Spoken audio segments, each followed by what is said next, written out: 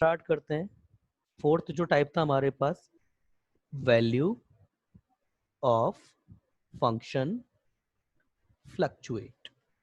Fluctuate मतलब function की value fluctuate करती है किसी ना किसी एक डोमेन में। अमूमन देखिए, आईआईटी जेई वाले वो क्वेश्चन किसी भी तरीके का बना सकते हैं। अमूमन इस तरीके के क्वेश्चन आपके पास जो होते हैं वो पीरियोडिक फंक्शन में बनते हैं, और हमारे पास जो पीरियोडिक फंक्शन जो है ज्यादातर ट्रिग्नोमेट्रिकल फंक्शन होते हैं, वहां पर ये क्वेश्चन बनते हैं। जैसे इस तरह के क्वेश्चन को होता क्या है ना, in this type of in this type of functions,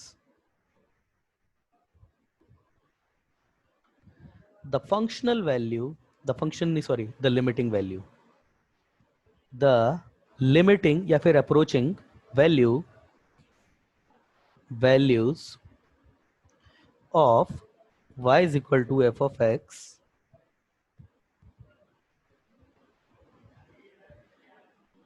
varies with in a finite interval। बस इससे ज्यादा लिखने की जरूरत नहीं है इसको।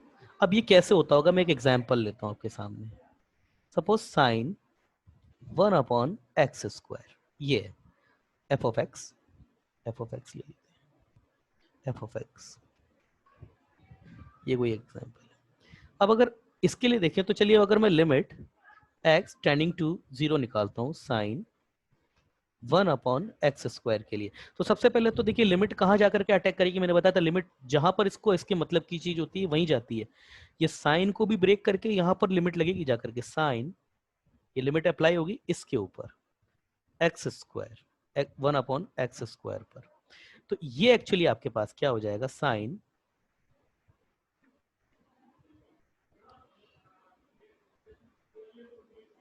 1/ ये 0 प्लस का स्क्वायर, मतलब 0 प्लस मतलब ये h का स्क्वायर, 1/h²। h खुद बहुत छोटा होता है, उसका स्क्वायर ये तो और ज्यादा छोटा हो गया। तो ये मेरे पास जो इसका आर्ग्यूमेंट है ये कहाँ चला गया, तकरीबन इनफाइनाइट पे चला गया, अप्रोच कर गया, ट्रेंडिंग टू इनफाइनाइट। अब साइन को आप इनफाइनाइट पे देखिए, मैं साइन का ग्राफ बनाता हूं आपके सामने। साइन का ग्राफ अगर बनाए तो ये ऐसे ऐसे जाएगा, ठीक है, ऐसे ऐसे जाएगा। अब मैं आपको बोलता हूं कि मैं इस ग्राफ को इनफाइनाइट तक लेकर के गया, मान लो इनफाइनाइट पे। अब इनफाइनाइट पे लेके गया, अब मैंने आपसे पूछा कि बताओ भाई आंसर क्या है। अब आप कहेंगे सर नहीं पता। मैं कहूंगा भाई क्यों नहीं पता, आप कहोगे सर फ्लक्चुएट कर रहा है, मुझे कैसे पता। जो ज्यादा से ज्यादा बच्चा दिमाग लगाएगा वो पता है क्या कहेगा, सर इसका आंसर कुछ भी हो मगर रहेगा -1 से 1 के बीच में, मतलब ये फ्लक्चुएट कर रहा है। ये साइन इसको लगाने का मतलब फ्लक्चुएट कर रहा है -1 से 1 के बीच में। और हमारे पास लिमिट की कंडीशन क्या है, फाइनाइट नंबर होना चाहिए, ये फ्लक्चुएट फ्लक्चुएट नहीं करना चाहिए, फाइनाइट होना चाहिए और सेम होना चाहिए। तो यहां पर सेम सेम तो है मगर फाइनाइट नहीं है। अब ये के क्या है, -1 से 1 के बीच में क्या है नहीं पता। इवन आप के बारे में ये भी नहीं कह सकते कि ये पॉजिटिव है या नेगेटिव, ये तक नहीं पता है, -1 से 1 के बीच में। तो इस तरीके का ये जो लिमिट जो होती है वो फ्लक्चुएट करती है। ये भी हमारे पास एक रीजन बनता है लिमिट एग्जिस्ट ना करने का। तो yes, limit does not exist, इसकी लिमिट एग्जिस्ट नहीं करेगी। क्यों, रीजन अब देखिए, यहां पर देखने में लग ऐसा रहा है, कई बच्चों के दिमाग में ऐसा आएगा सर -1 से 1 के बीच में कुछ ना कुछ तो फाइनाइट होगा। अरे कितना होगा, फाइनाइट नंबर क्या होता है, जिसको आप नंबर लाइन पे हाथ रख के बता दो कि सर ये है आंसर। और जब आप किसी भी नंबर को ऐसे हाथ रख के नहीं पॉइंट आउट कर सकते ना, और फिर अगर आप उसको बोलते हो कि ये फाइनाइट है, तो फिर तो इनफाइनाइट भी फाइनाइट है। तो ये रीजन है इसका, ये इसका एक्चुअल रीजन है। समझ में आया, समझ में आया, yes, is this clear, is this clear. हाँ सर। चलिए पार्थ, क्लियर है आपको बच्चे। हाँ सर।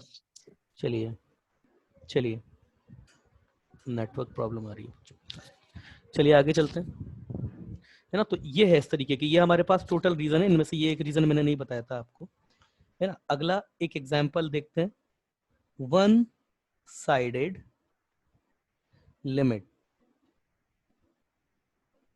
One sided limit. देखिए अब इसमें आपको मतलब जो है वो समझना पड़ेगा। When graph of y equal to f of x only available at only one side of x equal to a, then only one sided limit can be identified। ये मैं पहले भी बता चुका हूं, identified if this one sided limit, short में लिख रहा हूं, if this one sided limit OSL is a finite number, then limit said to be exist, but if this one sided limit is a infinite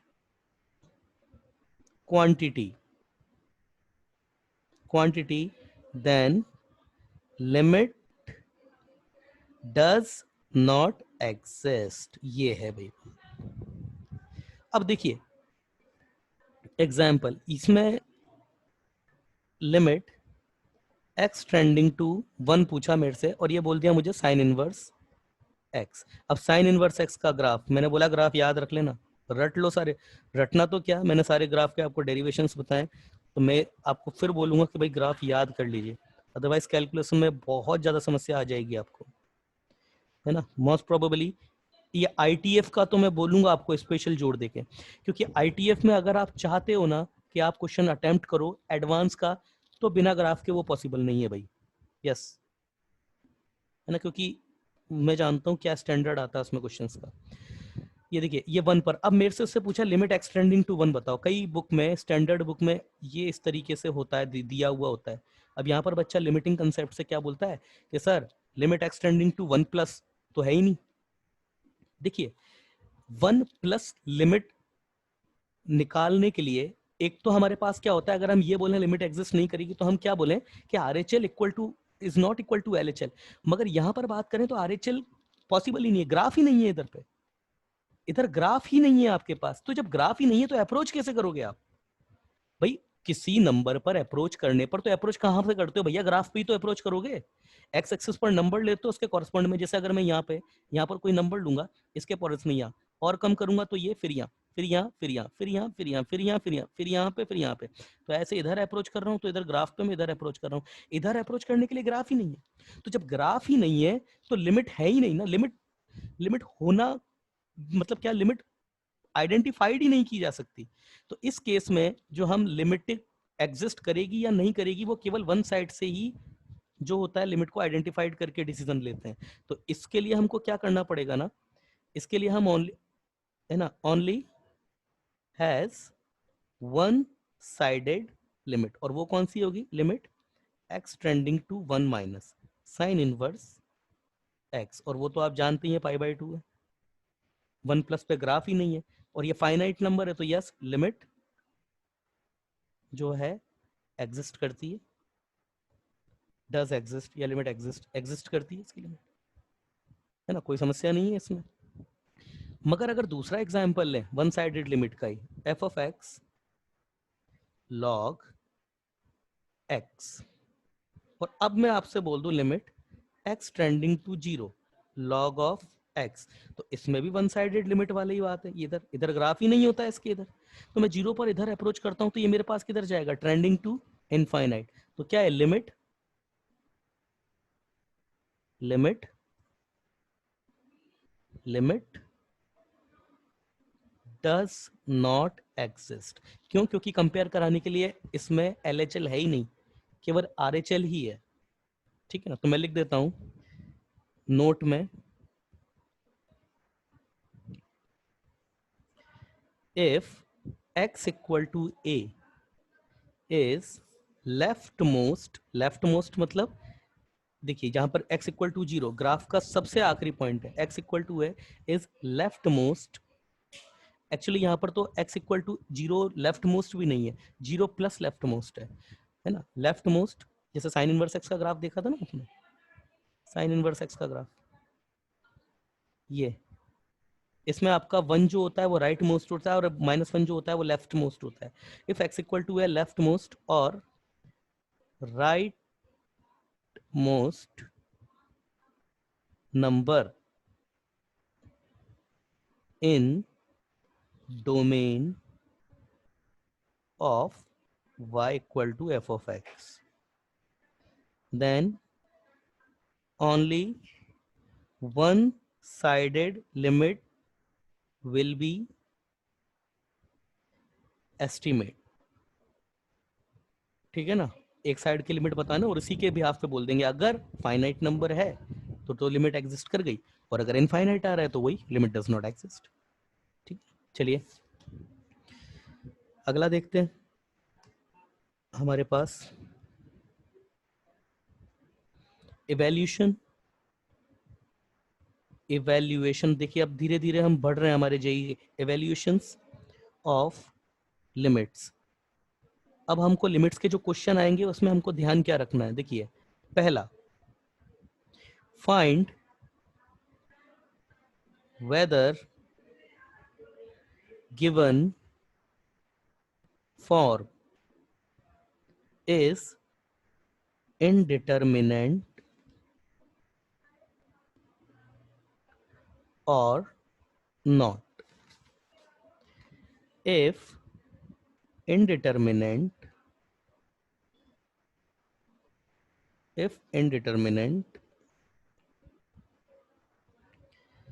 चलिए ये वाला point तो अगला हो जाएगा। देखिए इस पॉइंट को लिखने का मतलब क्या है, आपके पास में कोई एक पॉइंट है तो सबसे पहले आपको देखना पड़ेगा इसकी इंडिटरमिनेंट टर्म बन रही है या नहीं, मतलब 0 पर ट्रेंड इनफाइनाइट पर ट्रेंड बन रहा है या नहीं, 0 पर ट्रेंड अपॉन में 0 पर ट्रेंड बन रहा है या नहीं।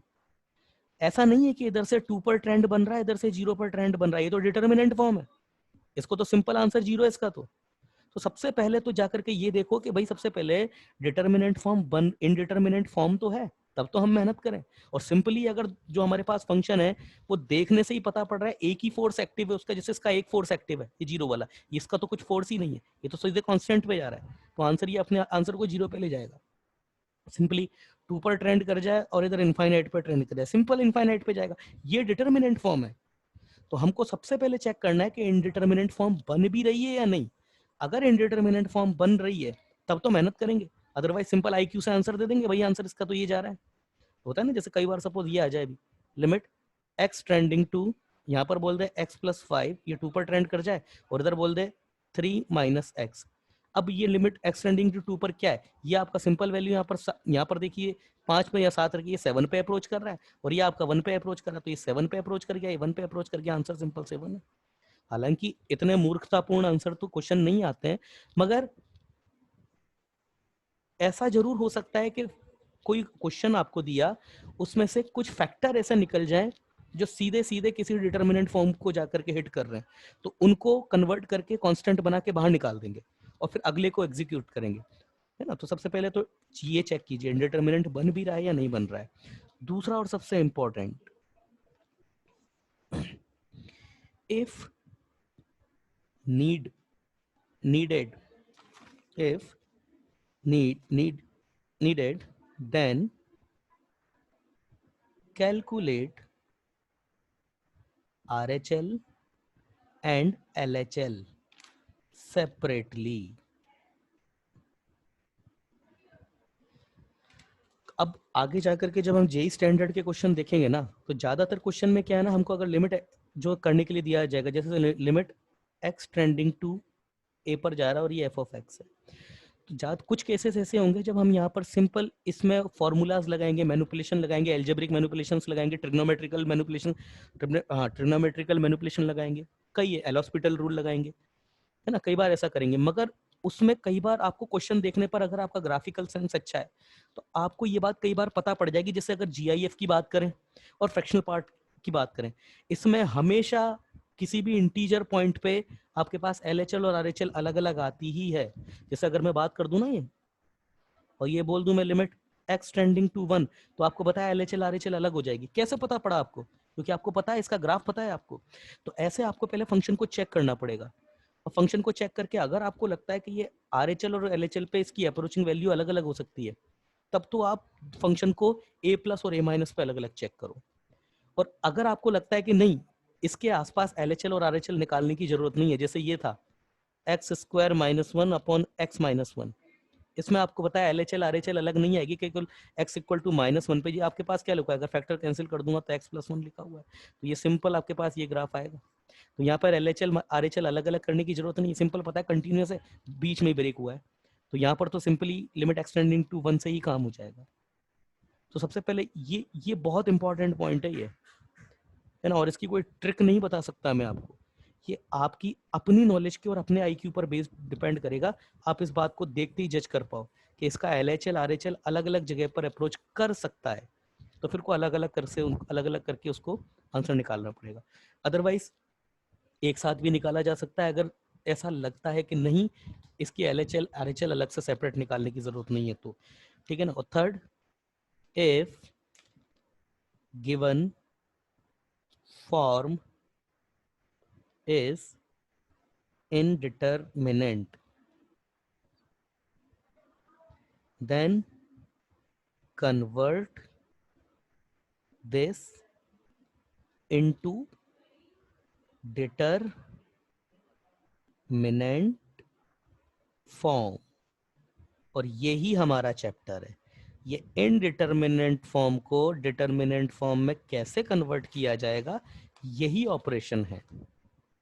यही ऑपरेशन जो है उस पूरी लिमिट वाले में चैप्टर में जो बताए जाएंगे, भाई वो तरीके क्या क्या होते हैं, कैसे कैसे कौन कौन से ये इनडिटर्मिनेंट फॉर्म को कितने अच्छे तरीके से डिटर्मिनेंट फॉर्म में आप कन्वर्ट कर लोगे, यही पे आपका आंसर जो है वो डिपेंड करेगा।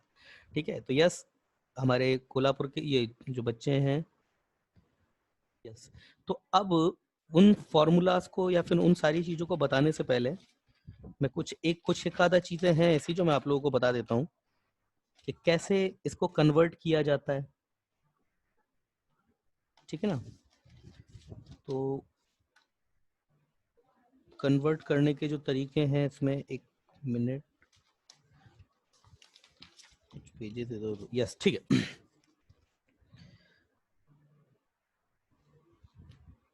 कुछ एक आध फॉर्मूला अपन लिख लिख लेते हैं, जैसे एक तो है जैसा ये, देखिए लिमिट में कन्वर्ट करने के लिए जैसे कई चीजें हैं, जैसे एक तो रैशनलाइजेशन है, एल्जेब्रिक ऑपरेशन, रैशनलाइजेशन हो गया, मैनिपुलेशंस हो गया, कैंसिलेशन हो गया, ये सब एल्जेब्रिक मेथड में आते हैं। ये सब एल्जेब्रिक मेथड में आ गया, इसको आगे पढ़ेंगे। तो रैशनलाइजेशन कुछ बच्चों को नहीं पता है तो देख लीजिए। किसी भी रेसिप्रोकल पावर का मतलब 1/इंटीग्रल, किसी भी पावर, इस तरीके की पावर को रैशनलाइज किया जा सकता है। जैसे छोटा सा एग्जांपल, y⁻², तो ये क्या लिखा हुआ है, इसका तो सबको पता ही होता है y, इसको रैशनलाइज कैसे किया जाएगा, x √x plus √y upon √x plus √y, तो ये कैसे हो जाएगा, x - y upon √x plus √y। तो ये फॉर्मूला जो एक है, इसको तो खैर मुझे नहीं लगता है याद रखने की जरूरत है बच्चों को, ये तो पता होता है, ये बचपन से पढ़ते हुए आ रहे हो ये सब आप, ठीक है ना। मगर एक जो दूसरा रैशनलाइजेशन है ना, वो नहीं पता होता है आपको, तो वो रैशनलाइजेशन कौन सा है वो देख लेते हैं। सपोज ऑड पावर का 1/3, और ये क्या होता है, पहले मैं इसका फॉर्मूला लिखूंगा, बाद में बता देंगे भैया कैसे आता है। तो ये होता है x - y, x की पावर 2/3, y⁻² प्लस x की पावर 1/3 एंड y⁻⁻1/3। ये अब ये कैसे आता है, इसका प्रूफ देख लेते हैं। छोटा सा प्रूफ होता है इसका, देखिए ये x की पावर 1/3 इसका क्यूब माइनस y⁻⁻1/3 और इसका क्यूब, तो ये a³ माइनस b³ है। इसको मैं कैसे लिख सकता हूँ, x की पावर 1/3 माइनस y की पावर 1/3 इनटू, अब जो ब्रैकेट है उधर लिख रहा हूँ, x की पावर 2/3 x का स्क्वायर प्लस y का स्क्वायर 2/3 इंटू एक्स वाई, तो एक्स टू 1/3 और y raise to the power 1/3। तो अब अगर मैं यहाँ से देखूँ तो ये मेरे पास x माइनस वाई तो लिखा हुआ है, और ये x की पावर 1/3, y की पावर 1/3, और ये इनटू में x की पावर 2/3, y की पावर 2/3, x की पावर 1/3 इंटू वाई की पावर 1/3, ये हो गया। तो ये x माइनस वाई अपॉन, इसको डिवाइड कर दीजिए, 2/3 y की पावर 2/3 प्लस x की पावर 1/3 और 1/3, ये आपके पास कितना हो जाएगा, x की पावर 1/3 माइनस y की पावर 1/3। तो यही फॉर्मूला लिखा हुआ है मैंने यहाँ पे, ठीक है ना। कुछ और भी हैं, जैसे एक फॉर्मूला ये भी काम आएगा आपके पास, साइन अल्फा प्लस साइन, दीदी ओ दीदी, हाँ sir. Alpha plus 2 beta sine, बताओ फॉर्मूला क्या होता है, 3 beta plus up to the sine alpha plus n minus 1 into beta. बोलो बेटा क्या फॉर्मूला होता है इसका, बताओ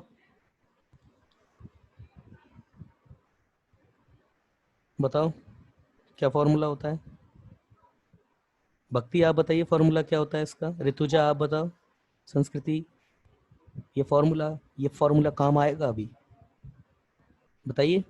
sign first angle plus last angle upon 2, तो अल्फा प्लस n माइनस 1, ये सब इसका डेरिवेशन भी करवाया हुआ है, upon 2 upon sine into difference, केवल difference upon 2 into sine number of term, so how much the number of term are there, n terms in total, 1 2 3 up to the n minus 1 तक। तो कितनी terms हो गई भाई, अच्छा अरे मैंने थोड़ा गलत लिख दिया, ये बीटा होगा और ये आपका 2 बीटा होगा, अल्फा। हाँ हाँ वो 2 बीटा होगा, ठीक है। तो नंबर ऑफ टर्म आपके 1 से लेकर के, सॉरी 0 से लेकर के 1 बीटा 2 बीटा और n माइनस 1 बीटा, तो n टर्म्स है, n इंटू डिफरेंस अपॉन 2, ये फॉर्मूला याद रखना है। इसी का ही बिल्कुल सेम एक फॉर्मूला और भी होता है, cos alpha plus beta plus cos alpha plus 2 beta plus up to the cos alpha plus n minus 1 into beta. क्या फॉर्मूला होगा, क्या फॉर्मूला होगा दीदी, केवल ये कॉस हो जाता है और कुछ भी चेंज नहीं होता, बस first angle plus last angle. इस तरीके से याद रखोगे ना तो इजी होगा याद रखना, कैसे, first angle plus last angle upon 2 sine n into difference upon 2 upon sine difference upon 2, sine n into difference upon 2 upon sine difference upon 2, ये आपके पास फॉर्मूला, तो ये फॉर्मूला आपको याद रखना पड़ेगा, यस ठीक है, ये दोनों फॉर्मूला याद रख पड़ेंगे। चलिए अगला है मेथड्स टू इवैल्यूएट लिमिट। अब जो मैंने आपको बोला था पहला मेथड कौन सा है, मेथड 1, यूजिंग अलजेब्रिक मैनिपुलेशंस। और अलजेब्रिक मैनिपुलेशंस में क्या क्या आएंगे, अभी अभी बताया ही था,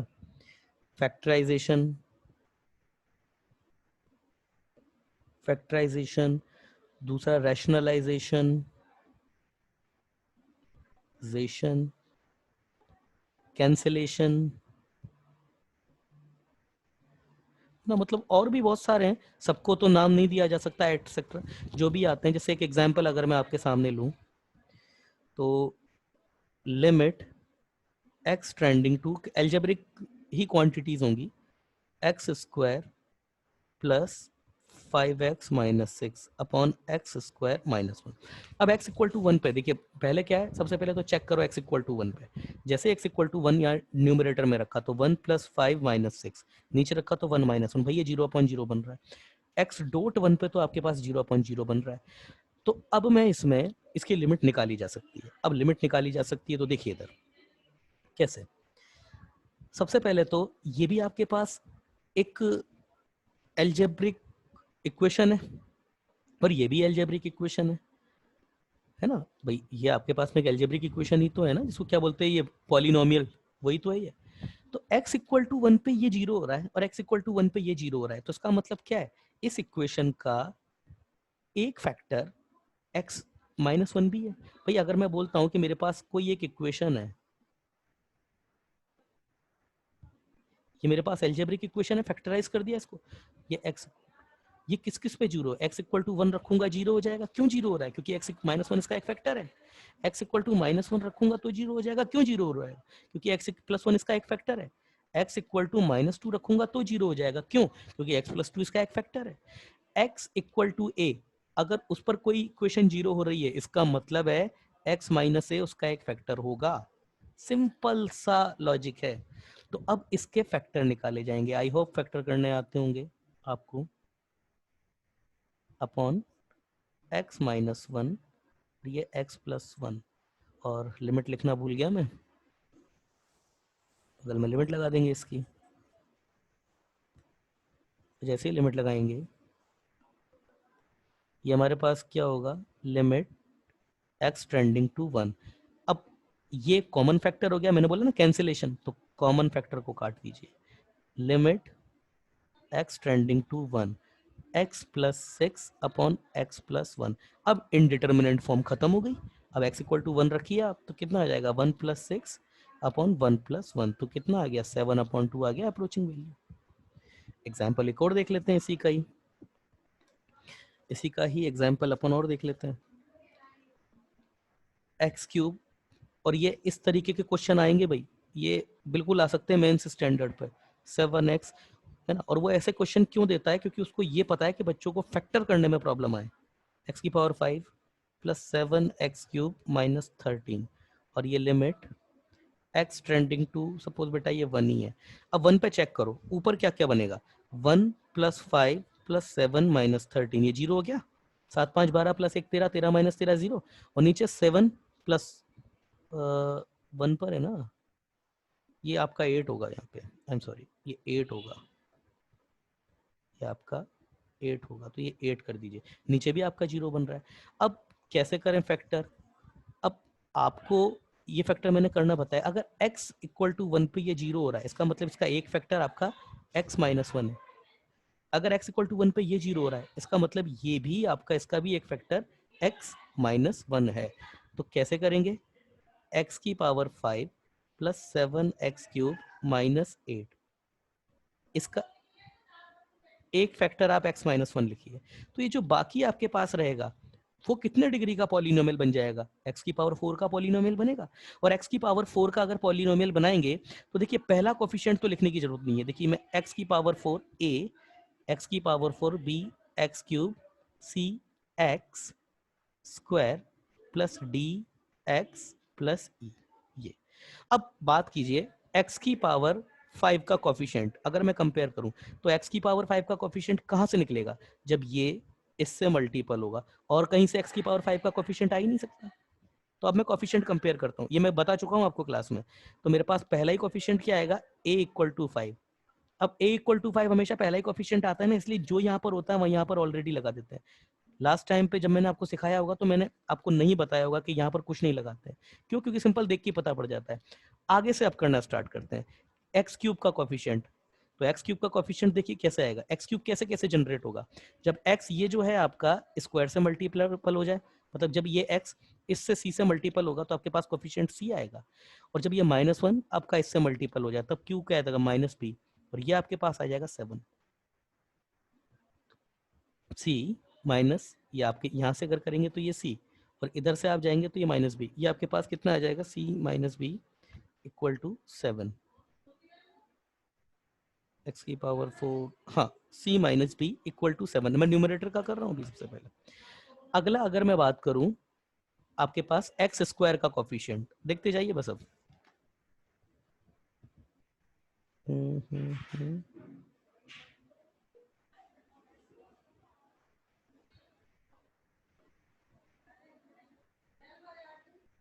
कुछ गलत तो नहीं कर रहे?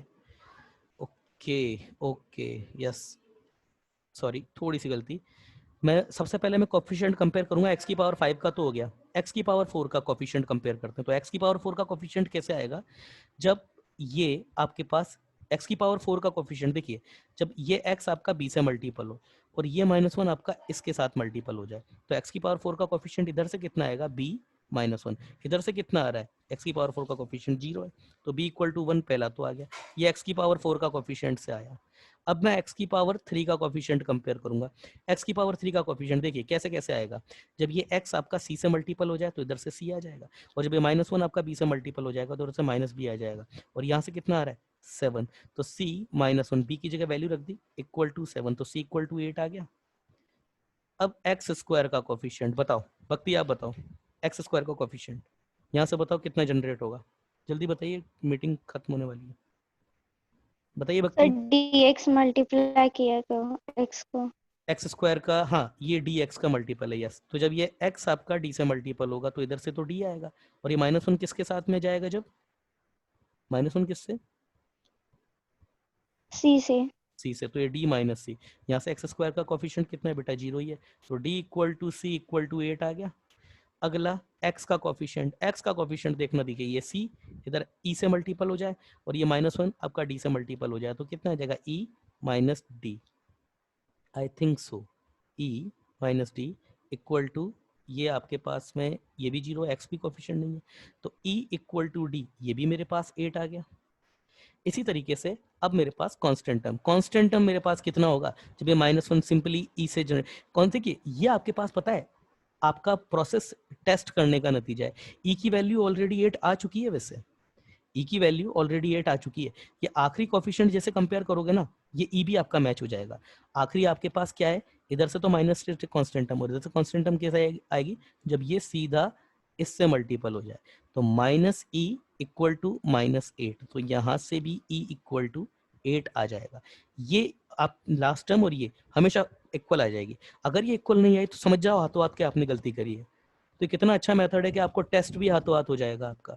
तो यस, पहले तो मैं इसका जो मेरे पास आया है कोफिशिएंट वो मैं लिख देता हूँ, मतलब ऊपर न्यूमरेटर मेरे पास कितना आया? x - 1, और ये मेरे पास था x की पावर 4, b कितना है मेरे पास? 1, मतलब x³ प्लस cx², c कितना है मेरे पास? 8 प्लस 8 x² प्लस डी भी कितना आया मेरे पास? डी भी 8 ही, सभी 8 आए हैं। डी एक्स प्लस ई भी कितना आया मेरे पास? 8 ही आया। अब इसको हटाता हूँ, अब इसको हटाते हैं, अब दूसरे वाले को कंपेयर करते हैं, उसको तो इजी कंपेयर करना बहुत ईजी है ना, ये सारे मेथड में सिखा चुका हूँ आपको क्लास में। ये मेरे पास कितना हो जाएगा? x - 1, और इसको ये इसको तो x² plus B X plus C, ये आएगा। स्क्वायर स्क्वायर ही तो बनेगा, क्यूब बाहर आती है, और x³ इसका कोफिशिएंट 1 है तो x² का कोफिशिएंट, अगर इसका कोफिशिएंट 3 होता तो यहाँ पर भी फिर 3 लगा देते आप।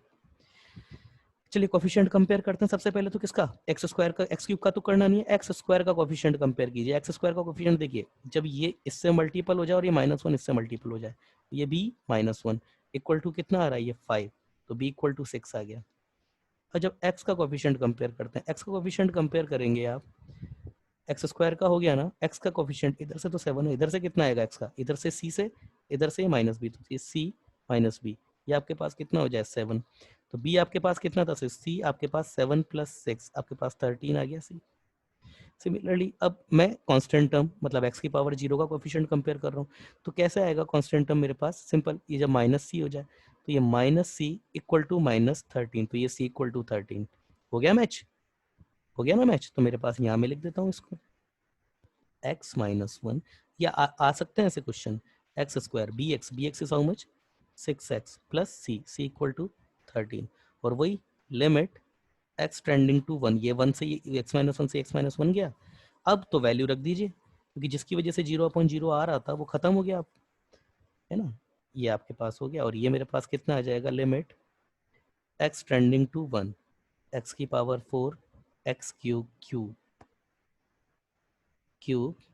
8x² 8x/8, और ये अपॉन में x² प्लस 6x प्लस 13, जैसे ही 1 रखेंगे कितना आ जाएगा, देखिए 1 2 8 10 और फिर ये 8 3 जा 24 24 25 26, ऊपर तो 26 आ गया, नीचे देखिए 13 और 6 18 6 3 सॉरी 19 19 प्लस 1 20, ये 20 आ गया, ये 13/10 आंसर है आपका। यस, यही आंसर है आपका।